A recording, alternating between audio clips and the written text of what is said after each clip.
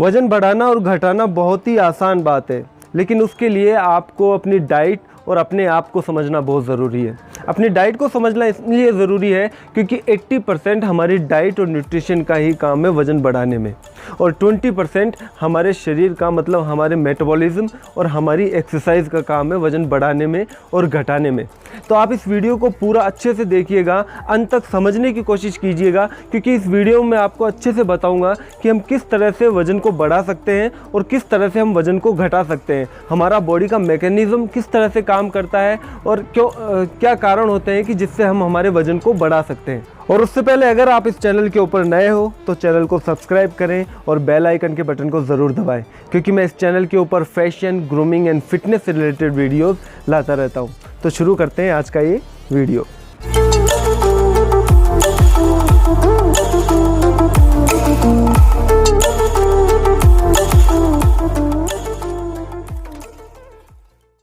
WhatsApp everyone, my name is आन Mushtaq, welcome back to my channel. जैसा कि आज हम बात कर रहे हैं कि वज़न को किस तरह से बढ़ाया जाए, तो इस वीडियो को आप अच्छे से समझने की कोशिश कीजिएगा।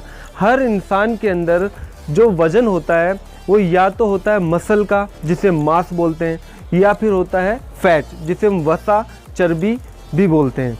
तो उसके अलावा जो हमारी बॉडी के अंदर वो होते हैं ऑर्गन्स होते हैं, हड्डियाँ होती है, जैसे लीवर, किडनी, ये सब। लेकिन वज़न बढ़ने में सिर्फ दो ही चीज़ें होती है, मसल या फिर फैट। तो वज़न जो बढ़ता है वो दो तरीके से बढ़ सकता है। एक तो फैटी इंसान हो जाते हैं जो अनहेल्दी होते हैं, उस तरह के इंसान होते हैं, या फिर एक जो वज़न बढ़ता है वो होता है लीन मसल मास, जिसे हम जो बॉडी बिल्डर्स होते हैं या फिटनेस वाले जो लोग होते हैं उनकी बॉडी होती है। दो तरीके से वज़न बढ़ता है। तो आज हम बात करेंगे कि ये दोनों ही वज़न, अगर फैट बढ़ता है, चर्बी बढ़ती है तो क्यों बढ़ती है, और मसल बढ़ता है तो क्यों बढ़ता है और किससे बढ़ता है। क्योंकि हम ये वज़न बढ़ना कोई नॉर्मली तो है नहीं, ये बढ़ेगा तब जब हम उसको शरीर में कुछ ना कुछ डालेंगे। अगर हम फैट या चर्बी की चीज़ हमारे शरीर में डालते हैं तो हमारा वज़न अनहेल्दी तरीके से बढ़ेगा, और हेल्दी चीज़ें खाएं जिससे हमारा मसल मास बने, लीन मसल मास। अब हमें देखना यह है कि हमें वो कौन सी चीज़ें हैं जिनको खाने से हमारा वज़न बढ़ता है। तो हम बात करेंगे सबसे पहले प्रोटीन के बारे में। जो प्रोटीन होता है, जिसे हम लीन प्रोटीन भी बोलते हैं, अगर हम प्रोटीन हमारे शरीर में डालते हैं तो हमारा मसल मास ज़्यादा बढ़ता है और लीन मसल गेन होता है। और उसके अलावा जो दूसरी चीज़ होती है वो होती है कार्बोहाइड्रेट, जिसे हम कार्ब भी बोलते हैं। और ये दो तरीके का होता है, कॉम्प्लेक्स कार्बोहाइड्रेट और सिंपल कार्बोहाइड्रेट। इसके अंदर भी कई तरीके की चीज़ें होती हैं। और एक तीसरी जो चीज़ होती है वो होती है फैट, जिसे हम हेल्दी फैट भी बोलते हैं, अनहेल्दी फैट भी बोलते हैं, सैचुरेटेड फैट भी होते हैं, कई तरीके के फैट होते हैं, लेकिन इनके ऊपर हम बाद में बात करेंगे। तो अभी हम बात करेंगे प्रोटीन और कार्बोहाइड्रेट के बारे में। तो प्रोटीन का अगर हम देखें तो प्रोटीन किसी भी चीज़ में, किसी भी तरह का प्रोटीन आपको फूड में मिलता हो तो आपको खा लेना है। क्यों? क्योंकि प्रोटीन से हमारा लीन मसल मास बनता है, जिससे हमारा मास बनता है, ओनली फैट बिल्कुल भी नहीं आता। अब हम बात करते हैं कार्बोहाइड्रेट की। कार्बोहाइड्रेट के अंदर दो तरह के नॉर्मली कार्बोहाइड्रेट होते हैं। एक तो होता है कॉम्प्लेक्स कार्बोहाइड्रेट और एक होता है सिंपल कार्बोहाइड्रेट। सिंपल कार्बोहाइड्रेट जो होता है वो हमारे अंदर वसा, चर्बी, फैट को बढ़ाता है, और जो कॉम्प्लेक्स कार्बोहाइड्रेट होता है उसके अंदर भी एनर्जी होती है। हालांकि कार्बोहाइड्रेट मतलब एनर्जी ही होता है, लेकिन कॉम्प्लेक्स कार्बोहाइड्रेट जो है वो जब हम उसे खाते हैं तो वो हमारे अंदर जल्दी से चर्बी नहीं बनाता, क्योंकि कॉम्प्लेक्स कार्बोहाइड्रेट जो होता है वो हमारे अंदर, बॉडी के अंदर धीरे धीरे डाइजेस्ट होता है। अब इसके अंदर हमें क्या क्या चीज़ें लेनी है, तो हमें मेन फोकस करना है प्रोटीन और कॉम्प्लेक्स कार्बोहाइड्रेट पर। सिंपल कार्बोहाइड्रेट हमें अवॉइड करना है जितना हो सके। अगर आपको अनहेल्दी तरीके से फैट बढ़ाना है, बहुत जल्दी, बहुत हेवी वज़न बढ़ाना है, तो आप सिंपल कार्बोहाइड्रेट भी अपनी डाइट में शामिल कर सकते हैं। तो आज आपको मैं इस वीडियो में बताऊंगा, एक तो प्रोटीन और कार्बोहाइड्रेट का हम शेक किस तरह से बना सकते हैं, मॉर्निंग में हम किस तरह से डाइट ले सकते हैं। और ये तो हो गई हमारा वज़न बढ़ने की कार्बोहाइड्रेट और अपने प्रोटीन के बारे में बात। ये दो चीज़ें। कार्बोहाइड्रेट के अंदर आप एक चीज़ देख लीजिएगा, जो भी आप चीज़ खाएं उसके अंदर कॉम्प्लेक्स कार्बोहाइड्रेट है या सिंपल कार्बोहाइड्रेट है, और प्रोटीन कितना है ये आप कहीं भी सर्च करेंगे तो आपको हर चीज़ के अंदर इसका आपको अवेलेबिलिटी पता चल जाएगी। जैसे कि मैं आपको एक एग्जांपल बताता हूँ। कॉम्प्लेक्स कार्बोहाइड्रेट होता है वो हमारे गेहूं के अंदर होता है, जो हम रोटी खाते हैं उसके अंदर। और सिंपल कार्बोहाइड्रेट होता है वो हमारे वाइट राइस के अंदर होते हैं। और वहीं पे अगर हम कॉम्प्लेक्स कार्बोहाइड्रेट देखें तो ब्राउन राइस के अंदर होता है। सिंपल कार्बोहाइड्रेट आपको हमेशा सस्ता मिलेगा और बहुत ही इजीली मिल जाएगा, जैसे टोस्ट, ब्रेड, बिस्किट, मैदा, वाइट राइस और बहुत सारी चीज़ें, ये सब सिंपल कार्बोहाइड्रेट है।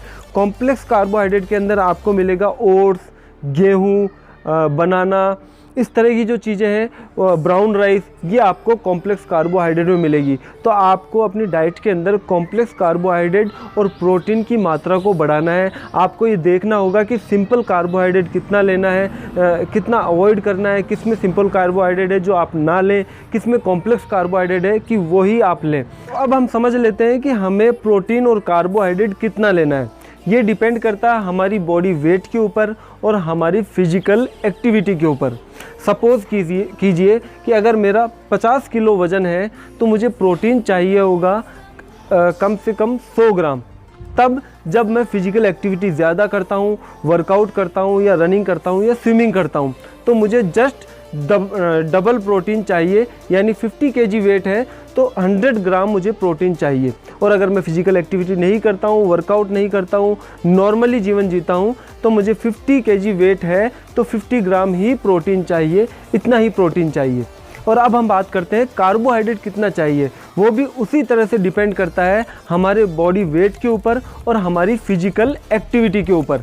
अगर जैसे सपोज कीजिए मेरा 50 kg वेट है तो मुझे कार्बोहाइड्रेट चाहिए कम से कम 200 ग्राम, यानी 4 गुना ज़्यादा।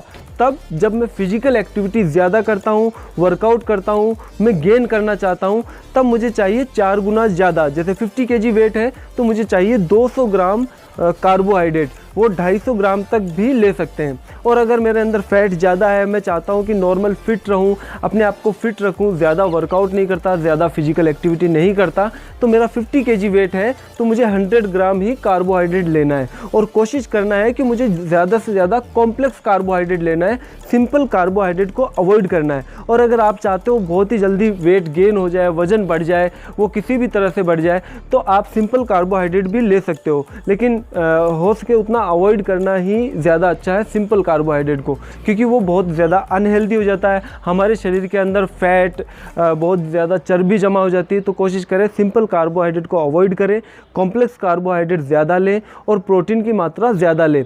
ये तो हो गई डाइट और न्यूट्रिशन की बात, जो 80% हमारे वज़न बढ़ाने में काम करती है। और जो 20% है वो है मेटाबॉलिज्म और हमारी वर्कआउट एक्सरसाइज। अब मेटाबॉलिज्म से आप समझिएगा, जैसे कई लोग होते हैं जिनको हम कितना भी डाइट खाते हैं, कितनी भी खुराक खाते हैं, वो मोटे होते ही नहीं हैं।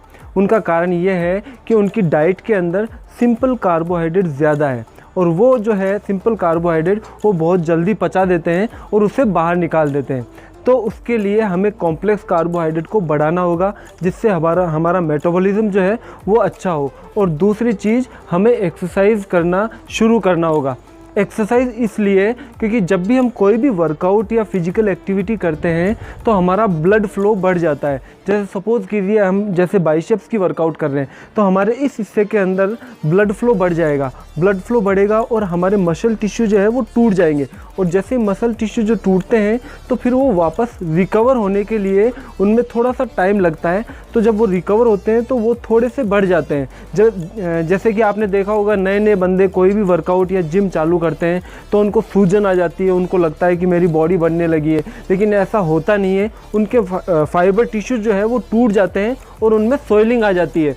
और जब हमारी डाइट और न्यूट्रिशन जिसके अंदर कॉम्प्लेक्स कार्बोहाइड्रेट अच्छा हो, प्रोटीन अच्छा हो, तो वो बॉडी के जो फाइबर टिश्यू टूटे हैं वो रिकवर होके वो बढ़ जाते हैं, जिससे हमारे अंदर वज़न गेन होने लगता है, वेट बढ़ने लगता है। तो हमें वर्कआउट करना भी शुरू करना होगा। तो वर्कआउट में आपको, अगर आप घर पे ही वर्कआउट करते हो तो मैंने एक वीडियो बना के डाला हुआ है जिसमें मैंने डाली हुई है देसी दंड बैठक, जिसे हम हिंदू पुशअप्स भी बोलते हैं। तो वो वर्कआउट घर पे करना शुरू करें, और जो हमारी नॉर्मल पुशअप्स होती है वो वर्कआउट भी करना शुरू करें। आप देख सकते हैं इस तरह की पुशअप्स, जिसका मैंने लिंक डिस्क्रिप्शन में दे दिया है। आप वहाँ जाके वो वीडियो अच्छे से देख सकते हैं कि किस तरह से हम हिंदू पुशअप्स देसी दंड बैठक कर सकते हैं प्रॉपर तरीके से, और हमारी बॉडी वेट को किस तरह से बढ़ा सकते हैं। अब मैं आपको बताता हूँ कि हम घर में ही प्रोटीन शेक किस तरह से तैयार कर सकते हैं। उसके लिए हम ओट्स लेंगे।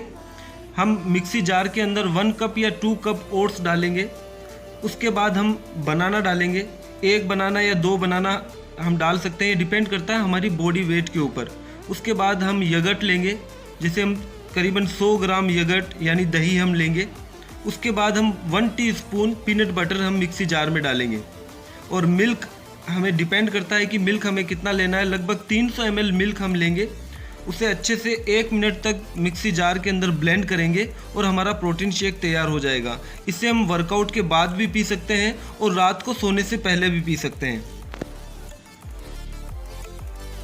तो आज के लिए इतना ही। अगर इस वीडियो से आपको थोड़ी सी भी मदद मिली हो तो इस चैनल को सब्सक्राइब करें और बेल आइकन के बटन को ज़रूर दबाएं, क्योंकि मैं इस चैनल के ऊपर फैशन, ग्रूमिंग एंड फिटनेस से रिलेटेड वीडियोस लाता रहता हूं। और हाँ, अगर वीडियो पसंद आए तो वीडियो को लाइक ज़रूर करें, और अगर आपके कोई सवाल हो तो आप मुझे कमेंट कर सकते हैं और पूछ सकते हैं। तो मिलते हैं नेक्स्ट वीडियो में। Thank you very much. What if I go stronger? What if I get higher? What if I start doing things I know I will regret? I will make my own way, I will not surrender. I will do my best until I get put under.